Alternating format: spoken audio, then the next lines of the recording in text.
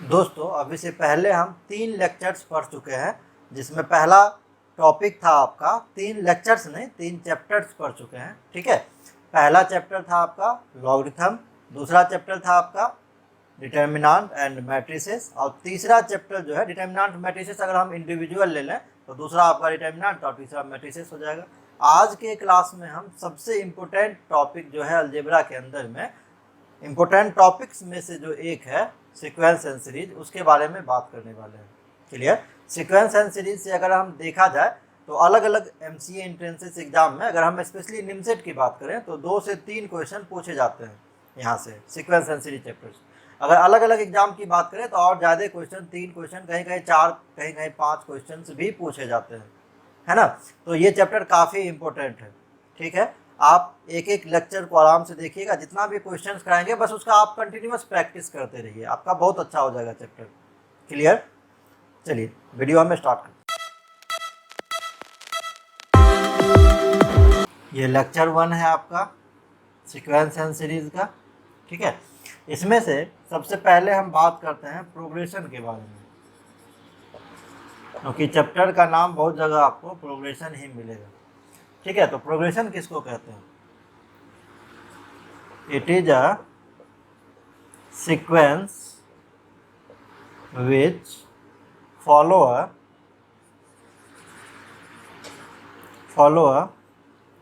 rule। ठीक है, प्रोग्रेशन क्या होता है? एक सीक्वेंस होता है जो किसी एक पर्टिकुलर रूल को फॉलो करता है। जैसे अगर हम बात करें ना 0, 2, 4, 6, 8 एंड सो ऑन को, तो ये एक पर्टिकुलर रूल फॉलो कर रहा है। क्या फॉलो कर रहा है? तो यहाँ Tn का वैल्यू अगर हम 2n कह दें ना, और n belongs to whole number, तो होल नंबर 0 से स्टार्ट होता है, तो 2 इंटू 0 पहले टाइम 0 हो जाएगा, फिर 2 इंटू 1 2 हो जाएगा, फिर 2 इंटू 2 4 हो जाएगा, 2 इंटू 3 6 हो जाएगा। मतलब ये सीक्वेंस आपको मिल रहा है।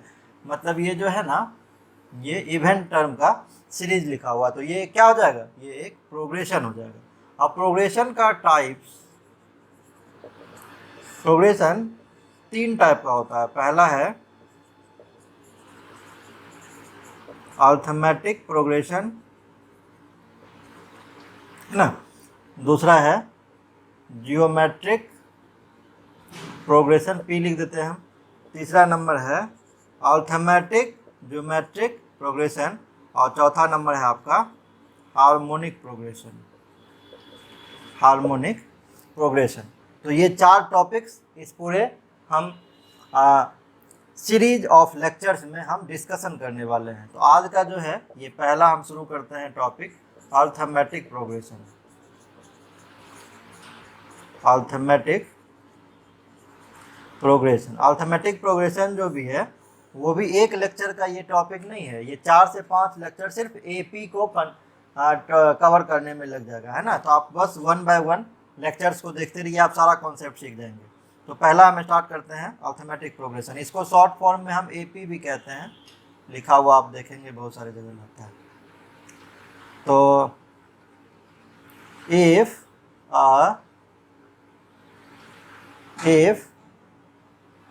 ऐसे लिखिए, if in a sequence of numbers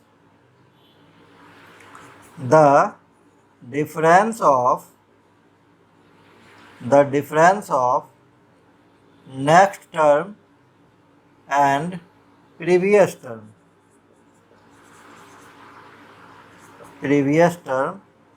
is always a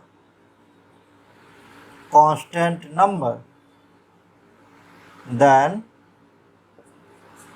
it is called an AP। ठीक है, जैसे देखिए अगर हम ले लेते हैं, लिखते हैं if a be the,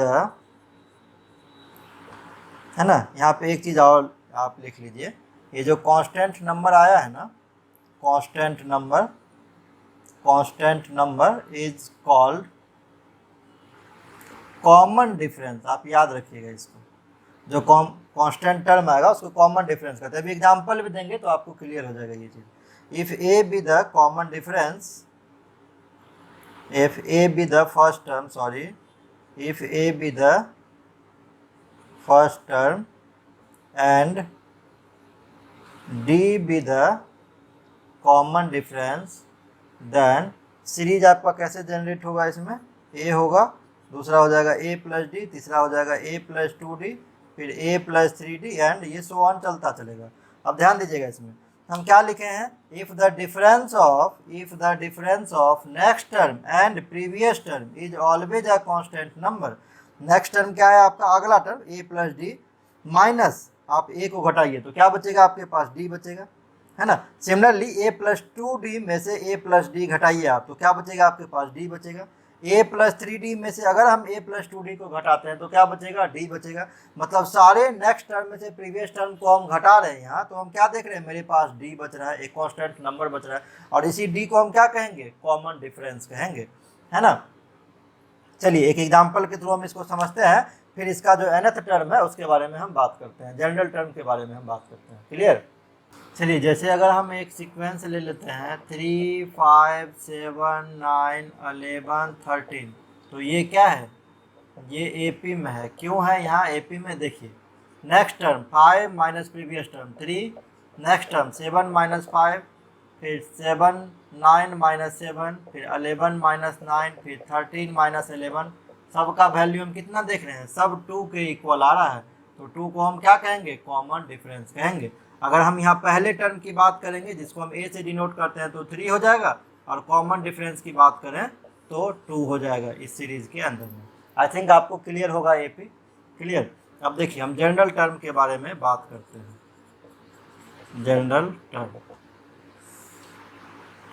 late A be the first term, let A be the first term and D be the common difference, then general term को nth टर्म कहते हैं, nth term of an AP is given by Tn is equal to A plus N minus 1 into D, ये formula होता है। और n क्या है, number of term है, ये nवां टर्म है ना, यहाँ पे नंबर ऑफ टर्म को हम डिनोट कर रहे हैं। क्लियर। क्वेश्चन देखेंगे तो आपको और क्लियर होगा ये चीज़। अब यहाँ से देखिए एक नोट है, ये काफ़ी इंपॉर्टेंट है, इसको याद रखिएगा। Let A be the first term and D be the common difference and n be the number of terms in an AP. Then mth term from the end is n minus 1 plus n minus m plus 1th term from the beginning। ठीक है, तो therefore mth term from the end is equals to t n minus 1 plus n minus M plus 1th term from the beginning. और formula क्या होता है Tn का, a plus N minus 1 into D. A plus अगर यहाँ n है तो इसमें से a घटा दीजिए इंटू डी, तो अगर यहाँ ये है तो हम क्या करेंगे, n minus M plus 1 minus 1 into D, तो ये 1 से 1 कट जाएगा, तो आपका फॉर्मूला क्या हो जाएगा, a plus N minus M into D. यही आपका फॉर्मूला हो गया। आप इसको लर्न कर लीजिएगा। अब कुछ क्वेश्चंस हम देखते हैं इस फॉर्मूले के बेसिस। ये पहला क्वेश्चन है, इसमें दिया हुआ है TR जो है ये rth टर्म बता रहा है किसी AP का, जिसका पहला टर्म A दिया हुआ है और कॉमन डिफरेंस D दिया हुआ है। ठीक है, ये for some integer m comma n जहाँ m और n का वैल्यू इक्वल नहीं है। Tm is equal to 1 by m n। देखिए ये दिया हुआ है Tm is equal to 1 by n and Tn is equal to 1 by m। आपसे a माइनस डी का वैल्यू पूछ रहा है। सबसे पहले हम Tn का फॉर्मूला क्या लिखे थे, हम लिखे थे Tn का formula a plus N minus 1 into D. ये T कैपिटल या स्मॉल उससे कोई फर्क नहीं पड़ता। अगर यहाँ n है तो यहाँ n माइनस 1, अगर यहाँ m है तो क्या हो जाएगा m minus one into D. A और डी क्या है, ये तो पहले ही दे रखा है कि फर्स्ट टर्म है और कॉमन डिफरेंस है। ये 1/n दे रखा है और टी एन का जब लगाएंगे तो a plus n minus one into D, ये इतना हो जाएगा। क्लियर। अब आप क्या कीजिए, इसको थोड़ा सा ब्रेक कर दीजिए। M D minus D is equal to 1/, ये पहला मान लीजिए और इसको नीचे जस्ट लिख लेते हैं, a plus N D minus D is equal to 1/m, इसको दूसरा मान लेते हैं। आप दोनों को क्या कीजिए, सब्ट्रैक्ट कर दीजिए। तो नीचे वाले के साइन के अपोजिट होता है, यहाँ प्लस था नीचे वाले, यहाँ m में 1/m में तो माइनस हो गया, ये माइनस है तो ये प्लस हो जाएगा, प्लस है तो माइनस, ये माइनस, ये भी कट गया, ये भी कट गया। तो यहाँ से क्या कॉमन हो गया, दोनों में d कॉमन हो गया तो m माइनस n बच गया। और यहाँ से कितना हो गया, 1/n माइनस 1/m। आप LCM ले लीजिए तो mn हो जाएगा, ये m माइनस n हो गया, कितना है ये dm minus n, m minus n, m minus n cut जाएगा तो d का वैल्यू कितना आ गया, 1/, ये mn आ गया। ठीक है। अब a माइनस डी पूछ रहा तो a भी निकालना पड़ेगा, तो किसी भी आप एक इक्वेशन से लेके चलिए, जैसे फ्रॉम इक्वेशन 1। ठीक है, इक्वेशन 1 क्या था आपका, a plus M D minus D equal to 1/n, a plus M D तो m इंटू डी का वैल्यू 1/mn निकला है, माइनस डी तो 1/mn निकला है value, is equal to 1/n। ये इससे ये कट गया तो a प्लस क्या बचा, 1/n minus 1/mn is equal to 1/n। ये भी प्लस साइन है, इधर भी प्लस है, कट जाएगा।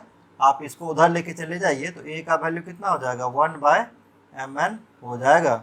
देयरफॉर आपसे पूछ रहा था a माइनस डी का वैल्यू, तो a का वैल्यू भी 1/mn और d का वैल्यू कितना आया है, 1/mn आया है। ये आप जब घटाएंगे तो आंसर आपका क्या आ जाएगा, 0 आ जाएगा। तो डी नंबर सॉल्यूशन है। इस क्वेश्चन में पूछ रहा है 19th term from the end of the series दिया हुआ है 2 + 6 + 10 + so on 86। क्लियर। तो फर्स्ट टर्म कितना निकल गया, पहला टर्म 2 है, क्लियर आपको दिख रहा है। डी कितना है, 6 में से आप 2 घटाइए तो 4, या 10 में से 6 घटाइए 4, आपको क्लियर दिख रहा है। यहाँ जो एनमा टर्म है ना Tn, आप यूँ कहें कि जो एनमा टर्म है Tn, ये 86 दिया हुआ है। क्लियर। और हम फॉर्मूला क्या जानते हैं, Tn is equal to a plus n minus 1 into D. Clear. तो Tn कितना है, 86 है, a कितना है, 2 है, n पता नहीं नंबर ऑफ टर्म कितना है इस सीरीज में, नहीं पता हमको, है ना, n माइनस 1, और d कितना है, 4 है। आप इसको थोड़ा सा मल्टीप्लाई कर दीजिए तो 4n माइनस 4, तो कितना हो जाएगा, 86 इज इक्वल टू 4n, 2 में से 4 जाएगा तो -2, या आके इधर जुट जाएगा तो 88 इज इक्वल टू 4n, है ना। 4 से काटेंगे तो 22 टाइम्स जाएगा, तो n का वैल्यू कितना आ गया, 22 आ गया।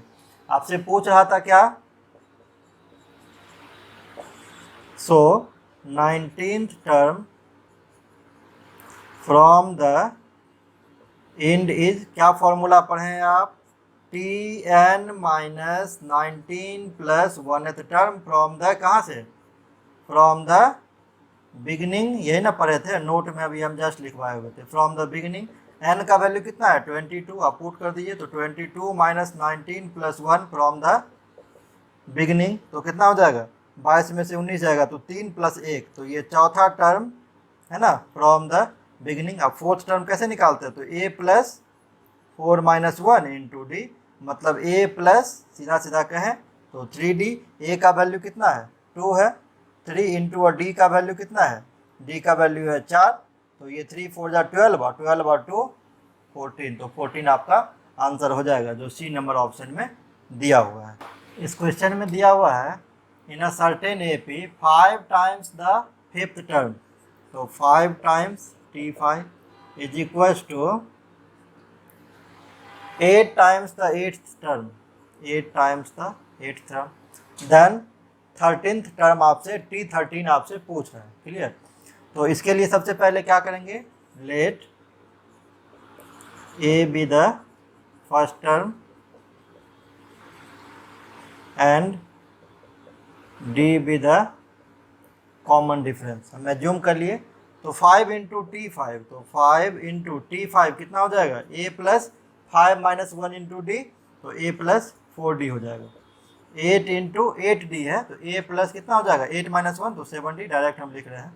अब मल्टीप्लाई कर दीजिए आप, तो कितना हो जाएगा ये 5a plus 20d is equal to, इधर कीजिएगा तो कितना हो जाएगा ये 8a प्लस, है ना, 8 से बन जा 56d।